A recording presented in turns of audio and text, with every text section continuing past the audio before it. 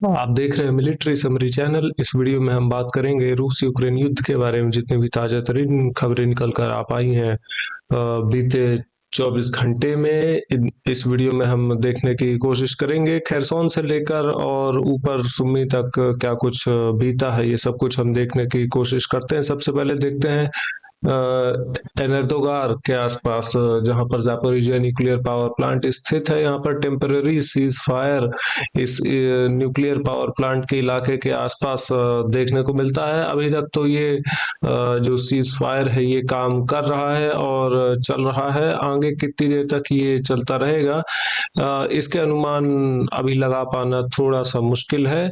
लेकिन अगर रिपोर्ट देखने की कोशिश करें नीपर ग्रुप ऑफ फोर्सेस की, तो इसमें 70 रूसी सैनिक, 70 यूक्रेनियन सैनिक, जी हाँ, 12 mortar vehicle, 7 electronic warfare station और 5 एम्यूनिशन डिपो, ये सब नुकसान बताए गए थे रूसी रक्षा मंत्रालय की रिपोर्ट में। Dnieper group of forces mostly Zaporizhzhia front line और खेरसोन फ्रंट लाइन के आसपास ऑपरेट करते हैं।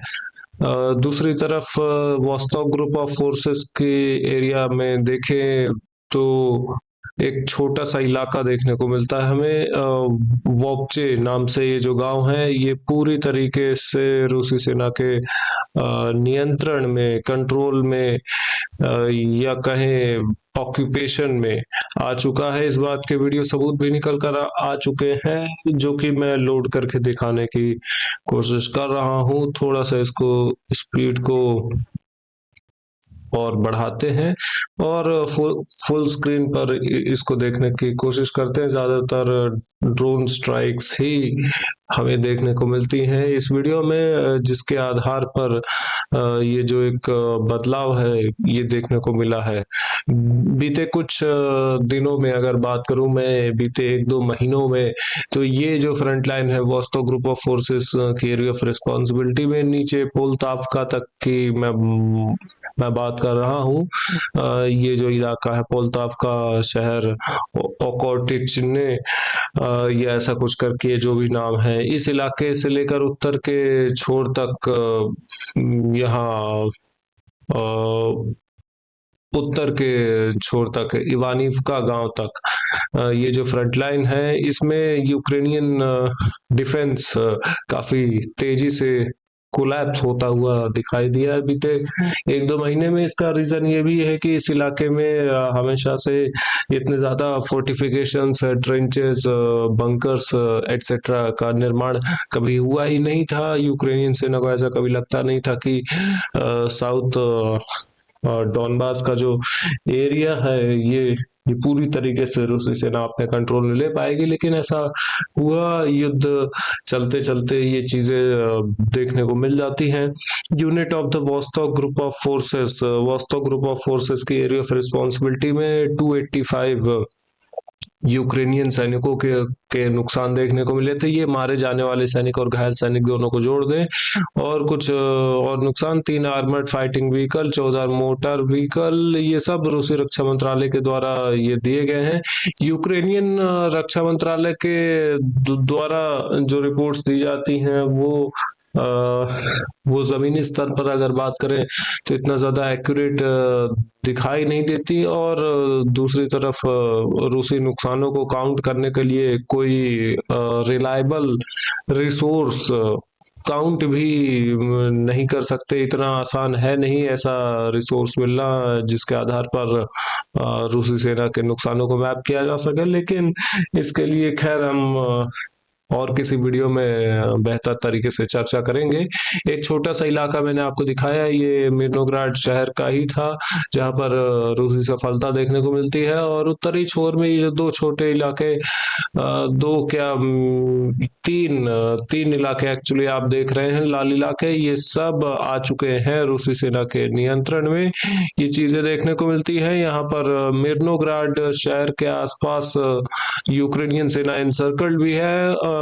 ये मेरे ख्याल से 1000-1500 सैनिक के ऊपर तो कम से कम इनसर्कल होंगे। और पॉक्रोव्स्क शहर की बात करें तो 95% एरिया मेरे ख्याल से, जी हाँ, 95% इलाका है रूसी सेना के अंडर। मिर्नोग्राड में भी काफी सारा इलाका आ चुका है रूसी सेना के कंट्रोल के अंडर। लेकिन पॉक्रोव्स्क शहर अब बात करें तो इसी हफ्ते हो सकता है, इसी हफ्ते के अंदर अंदर, एक हफ्ते के अंदर देखने को मिल जाए कि ये पूरा शहर पूरी तरीके से रूसी सेना के कंट्रोल में आ जाए। सेंटर ग्रुप ऑफ फोर्सेस की एरिया ऑफ रिस्पॉन्सिबिलिटी में बात करें तो बीते 24 घंटे में 240 यूक्रेनियन सैनिकों का नुकसान बताया गया था। एक टैंक, 2 आर्मर्ड फाइटिंग व्हीकल, एक स्वीडन के द्वारा निर्माण किया जाने वाला armoured personnel carrier, 3 pickup trucks, ये सब नुकसान यहाँ पर देखने को मिले थे। बीचों बीच में जो पीला इलाका है, इस पीले इलाके में यूक्रेनियन सेना एनसर्कल्ड है। और इनका क्या भविष्य होगा ये तो देखने वाली बात होगी। क्या रूसी कमांडर्स सोचते हैं इनके साथ करने को, ये भी देखने वाली चीज होगी। लेकिन दूसरी तरफ और आगे की फ्रंट लाइन में देखें, कॉन्स्टेंटिनोव का फ्रंट लाइन के आसपास तो याब्लुनिवका गांव के ईस्टर्न फ्लैंक में, यानी ईस्टर्न छोर पर ये एक छोटा सा इलाका देखने को मिलता है जो कि आया है रूसी सेना के कंट्रोल में। इसको एफपीवी ड्रोन वीडियो सबूत के आधार पर मार्क किया गया था। और देखें तो सिवियर्स के आसपास ज्यादा कुछ हलचल, चेंजेस देखने को नहीं मिले थे। एफपीवी ड्रोन बमबारी और आर्टिलरी बमबारी, फैब बमबारियां बहुत सारी देखने को मिली थी, जो कि अक्सर देखने को मिलती है। यू ग्रुप ऑफ फोर्सेस यहाँ पर ऑपरेट करती है रूसी सेना की ओर से। और इनकी एरिया ऑफ रिस्पॉन्सिबिलिटी में 80 यूक्रेनियन सैनिक, 2 tanks, 3 armoured fighting vehicle, 14 motor vehicle, एक आर्टिलरी गन, एक electronic warfare station, 2 ammunition depot, एक मटेरियल डिपो, ये सब रिपोर्ट में लिखा था। लास्ट में पढ़ देते हैं। ज़पैड ग्रुप ऑफ फोर्सेस के एरिया ऑफ रिस्पॉन्सिबिलिटी में भी 2 अटैक्स रिपेल हुए थे यूक्रेनियन सेना की ओर से। 2 काउंटर अटैक्स करने की कोशिश हुई थी, जिनको कि फेल कर दिया गया ज़पैड ग्रुप ऑफ फोर्सेस के द्वारा। और बीते 24 घंटे में 55 यूक्रेनियन सैनिक, 18 पीस ऑफ वेपन, अलग अलग प्रकार के हथियार, 18 पीस, इनका नुकसान ये देखने को मिला था यूक्रेनियन सेना की ओर से।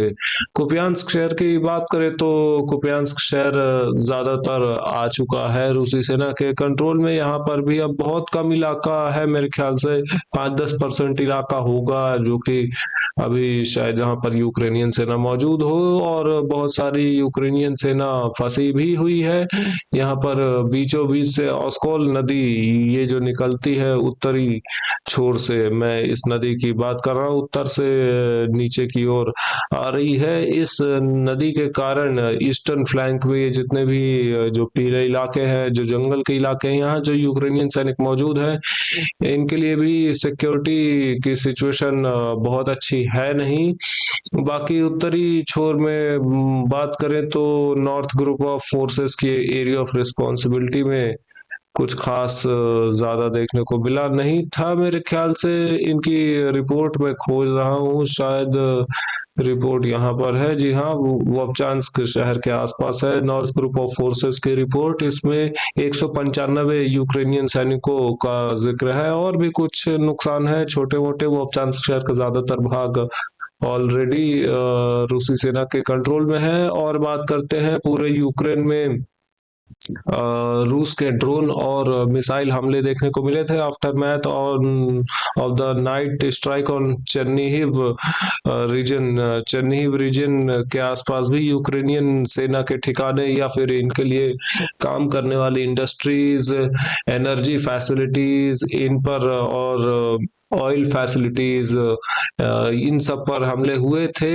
बहुत सारे हमले वैसे तो देखने को मिले थे, मैं वीडियो खोजने की कोशिश कर रहा हूँ, लेकिन सैटेलाइट फोटोज ही यहाँ पर निकल कर आ पा रही हैं। राजधानी कीव से देखें तो इसकी फोटो निकल कर आती है, किस प्रकार से ये स्टार्टिंग में टारगेट्स की पिक्चर देखने को मिली थी, और ये जब हमला अपने प्राइम टाइम पर चल रहा था उस समय क्या टारगेट्स थे देखने को मिलते हैं। राजधानी कीव, खेरसोन और फ्रंटलाइन के आसपास कुछ, पोलतावका शहर ईस्टर्न यूक्रेन में, और स्लोवियांस्क शहर के आसपास, खार्किव शहर के आसपास ये ज्यादातर हमले देखने को मिले थे। संख्या की बात करें तो कुल संख्या इसमें रूस ने इस्तेमाल की थी 458 शाहिद अटैक ड्रोन्स, अलग अलग प्रकार के अटैक ड्रोन्स, तीन 3 कैलिबर क्रूज मिसाइल और 10 इस्कंदर के cruise missile, 7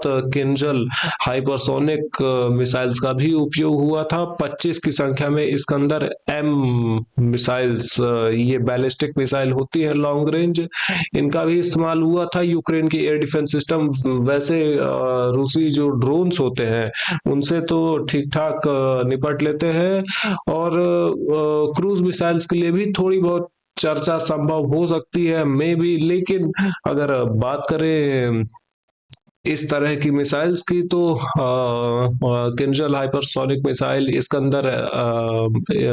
Iskander M ballistic missile, तो ये मिसाइल को रोकने के लिए यूक्रेन के पास ऐसे एयर डिफेंस सिस्टम मौजूद है ही नहीं। पैट्रियट एयर डिफेंस सिस्टम अभी जो है यूक्रेन के पास, जो कि अमेरिका के द्वारा और यूरोपीय देशों के द्वारा सप्लाई हुए हैं, ये सक्षम है नहीं इस प्रकार की जो मिसाइल्स हैं इनको मार गिराने में। ये एक टैक्टिक में चेंज भी हुआ है हाल ही में। ये देखने को मिला है कि जो ड्रोन और मिसाइल हमले हैं रूस के, उनमें टैक्टिक में चेंज हुआ है। अब ज्यादा बैलिस्टिक मिसाइल्स का उपयोग होता है इन हमलों में, क्योंकि ये बात जानती है रूसी सेना की, और पुतिन भी ये बात को अच्छे तरीके से इसको जानते हैं कि बैलिस्टिक मिसाइल्स को रोक पाना यूक्रेनियन एयर डिफेंसेस के लिए उतना आसान है नहीं। यूक्रेन में इमरजेंसी सिचुएशन बिजली के साथ देखने को मिलती है लंबे समय से, और लंबे समय तक देखने को मिलेगी। ये जो ठंडी का मौसम आने वाला है, इंडिया में तो लगभग स्टार्ट भी हो चुका है ठंडी का मौसम, लेकिन यूक्रेन में थोड़ा सा लेट आएगा ये ठंड का मौसम, शायद 1-2 हफ्ता लेट आता है। लेकिन सबसे मुश्किल ठंड का मौसम होने वाला है इस युद्ध की स्टार्टिंग से।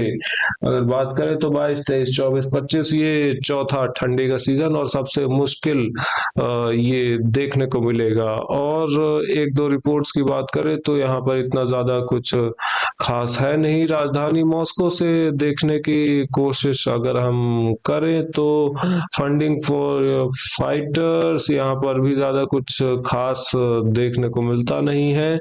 बात करते हैं अमेरिका से, कुछ 1-2 खबरें हम देखने की कोशिश करते हैं। अमेरिका में भी विक्टर ऑर्बन, हंगरी के लीडर, आए हुए थे, और इनकी ट्रम्प से काफी सारी चर्चाएं हुई थी। यूरोपीय देश हंगरी, जो कि काफी बार इसको प्रो रशिया भी कहा जाता है, हंगरी एक छूट लेने में सफल हुआ है अमेरिका से। ये एक छूट मिली है हंगरी को कि 1 साल तक रशियन ऑयल और गैस खरीद सकता है हंगरी। इसके लिए कोई भी सैंक्शंस वगैरह का भय नहीं है। और बाकी साउथ में बात करें, अमेरिका के साउथ फ्रंट में तो एक और बोट, जो कि अमेरिकन सरकार का कहना है कि कुछ इलीगल सामान ले जा रही थी, इसको मार गिराया गया है यूक्रेनियन नहीं, अमेरिकन नौसेना के द्वारा। ये सारी बातें हो गई दुनिया में मेरे ख्याल से। इस वीडियो के लिए इतना ही। लाइक करें, सब्सक्राइब करें, शेयर करना मत भूलिएगा। ऐसे इंफॉर्मेटिव वीडियोस देखने के लिए have a good day, bye bye.